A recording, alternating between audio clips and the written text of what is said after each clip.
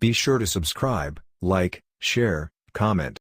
In the part which I have the honor to transmit herewith, you'll find that money weaves itself into the entire fabric of our very existence, that the law of success is service, that we get what we give, and for this reason we should consider it a great privilege to be able to give. We have found that thought is the creative activity behind every constructive enterprise. We can therefore give nothing of more practical value than our thought. Creative thought requires attention, and the power of attention is, as we have found, the weapon of the Superman.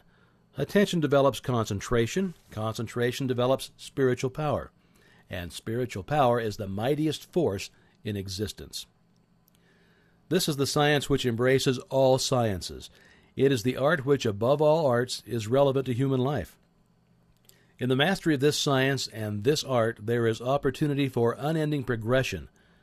Perfection in this is not acquired in 6 days, nor in 6 weeks, nor in 6 months. It's the labor of life. Not to go forward is to go backward. It is inevitable that the entertainment of positive, constructive, and unselfish thoughts should have a far-reaching effect for good. Compensation is the keynote of the universe. Nature is constantly seeking to strike an equilibrium. Where something is sent out, something must be received, else there should be a vacuum formed. By observance of this rule, you cannot fail to profit in such measure as to amplify justly your effort along this line. Part 23. The money consciousness is an attitude of mind. It is the open door to the arteries of commerce. It is the receptive attitude. Desire is the attractive force which sets the current in motion, and fear is the great obstacle by which the current is stopped or completely reversed or turned away from us. Fear is just the opposite from money consciousness. It is poverty consciousness, and as the law is unchangeable, we get exactly what we give. If we fear we get what we feared, money weaves itself into the entire fabric of our very existence. It engages the best thoughts of the best minds. We make money by making friends, and we enlarge our circle of friends by making money for them, by helping them, by being of service to them. The first law of success, then, is service, and this, in turn, is built on integrity and justice. The man who at least is not fair in his intention is simply ignorant. He has missed the fundamental law of all exchange. He's impossible. He will lose surely and certainly. He may not know it, but he may think he's winning, but he's doomed to certain defeat. He cannot cheat the infinite. The law of compensation will demand of him an eye for an eye and a tooth for a tooth. The forces of life are volatile. They're composed of our thought and ideals, and these in turn are molded into form. Our problem is to keep an open mind, to constantly reach out for the new, to recognize opportunity, to be interested in the race rather than the goal, for the pleasure is in the pursuit rather than the possession.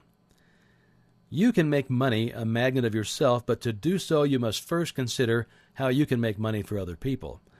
If you have the necessary insight to perceive and utilize opportunities and favorable conditions and recognize values, you can put yourself in position to take advantage of them. But your greatest success will come as you are enabled to assist others. What benefits one must benefit all. A generous thought is filled with strength and vitality. A selfish thought contains the germs of dissolution. It will disintegrate and then pass away. Great financiers like Turner, Gates, Trump, and others are simply channels for the distribution of wealth. Enormous amounts come and go, but it would be as dangerous to stop the outgo as the income. Both ends must remain open, and so our greatest success will come as we recognize that it is just as essential to give as to get.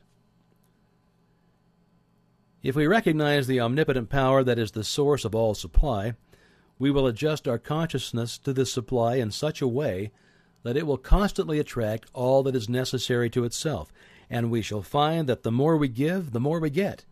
Giving in this sense implies service. The banker gives his money, the merchant gives his goods, the author gives his thought, the workman gives his skill. All have something to give, but the more they give, the more they get. And the more they get, the more they are enabled to give. The financier gets much because he gives much. He thinks. He is seldom a man that lets anyone else do his thinking for him. He wants to know results and how they are to be secured. You must show him. When you can do this, he will furnish the means by which hundreds or thousands may profit. and in proportion as they are successful will he be successful. Morgan, Rockefeller, Carnegie, and others did not get rich because they lost money for other people. On the contrary, it's because they made money for other people that they became the wealthiest men in the wealthiest country on the globe. The average person is entirely innocent of any deep thinking. He accepts the ideas of others and repeats them, in very much the same way as a parrot repeats things. This is readily seen when we understand the method which is used to form public opinion. And this docile attitude on the part of a large majority who seem perfectly willing to let a few persons do all of their thinking for them is what enables a few men in a great many countries to usurp all the avenues of power and hold the millions in subjugation. The power of attention is called concentration. This power is directed by the will. For this reason, we must refuse to concentrate or think of anything except the things we desire. Many are constantly concentrating upon sorrow, loss, and discord of every kind. As thought is creative, it necessarily follows that this concentration inevitably leads to more loss, more sorrow, and more discord. How could it be otherwise? On the other hand, when we meet with success, gain, or any other desirable condition, we naturally concentrate upon the effects of these things, and thereby create more, and so it follows that much leads to more. How an understanding of this principle can be utilized in the business world is well told by an associate of mine. Spirit, whatever else it may or may not be, must be considered as the essence of consciousness, the substance of mind, the reality underlying thought, and as all ideas are phases of the activity of consciousness, mind, or thought, it follows that in spirit and in it alone is to be found the ultimate fact, the real thing, or the idea. Now, this being admitted, does it not seem reasonable to hold that a true understanding of spirit and its laws of manifestation would be about the most practical thing that a practical person can hope to find? Does it not seem certain that if the practical men of the world could but realize this fact, they would fall all over themselves in getting to the place in which they might obtain such knowledge of spiritual things and laws? These men are not fools. They need only to grasp the fundamental fact in order to move in the direction of that which is the essence of all achievement. Let me give you a concrete example. I know a man in Chicago whom I had always considered to be quite materialistic. He had made several successes in life and also several failures. The last time I had a talk with him, he was practically down and out as compared with his former business condition. It looked as if he had indeed reached the end of his rope, for he was well advanced into the stage of middle age, and new ideas came more slowly and less frequently to him than in former years. He said to me in substance, "I know that all things that work out in business are the result of thought. Any fool knows that. Just now I seem to be short on thoughts and good ideas. But if this all-mind teaching is correct, it should be possible for the individual to attain a direct connection with infinite mind, and in infinite mind there must be the possibility of all kinds of good ideas which a man of my courage and experience could put to practical use in the business world. Not only that, but make a big success of it. It looks good to me, and I'm going to look into it." That was several years ago. The other day I heard of this man again. Talking to a friend, I said, "What has become of our old friend, Mr. X? Has he ever gotten on his feet again?" The friend looked at me in amazement. "Why," said he, "don't you know about Mr. X's great success? He is the big man in the blank company," naming a concern which has made a phenomenal success during the last 18 months and is now well known by reason of its advertisements from one end of the country to another and also abroad. He is the man who supplied the big idea for that concern. Why, he's about $500,000 to the good and is moving rapidly toward the million mark, all in the space of 18 months. I had not connected this man with the enterprise mentioned, although I knew of the wonderful success of the company. Investigation has shown that the story is true, and the above stated facts are not exaggerated in the slightest. Now, what do you think of that? To me, it means that this man actually made the direct connection with infinite mind, spirit, and having found it, he set to work to use it for him. He used it in his business. Now, does this sound sacrilegious or blasphemous? I hope it does not. I do not mean it to be so. Take away the implication of personality or magnified human nature from the conception of the infinite, and you have left the conception of an infinite presence power, the quintessence of which is consciousness, in fact, at the last spirit. As this man also at the last must be considered as a manifestation of spirit, there is nothing sacrilegious in the idea that he, being spirit, should so harmonize himself with his origin and source that he would be able to manifest at least a minor degree of its power. All of us do this, more or less, when we use our minds in the direction of creative thought. This man did more. He went about it in an intensely practical manner. I've not consulted him about his method of procedure, though I intend doing so at the first opportunity.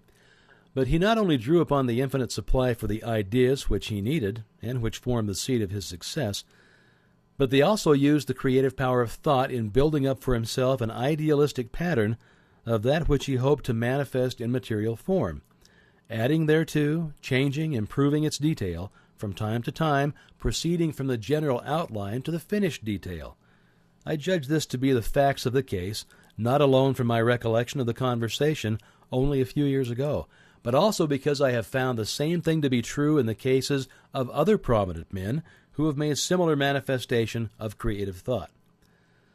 Those who may shrink from this idea of employing the infinite powers to aid one in his work in the material world should remember that if the infinite objected in the least to such a procedure, that thing could never happen.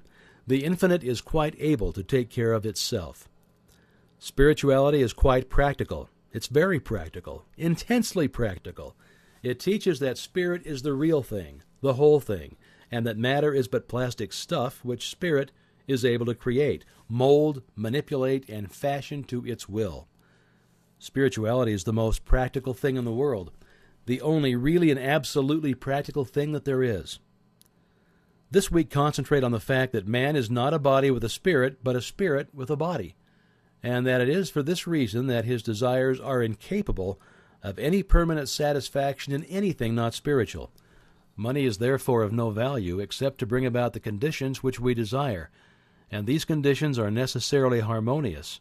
Harmonious conditions necessitate sufficient supply, so that if there appears to be any lack, we should realize that the idea or soul of money is service, and as this thought takes form, channels of supply will be opened, and you'll have the satisfaction of knowing that spiritual methods are entirely practical. It was Francis Larimer Warner who said, "We have discovered that premeditated, orderly thinking for a purpose matures that purpose into fixed form, so that we may be absolutely sure of the result of our dynamic experiment."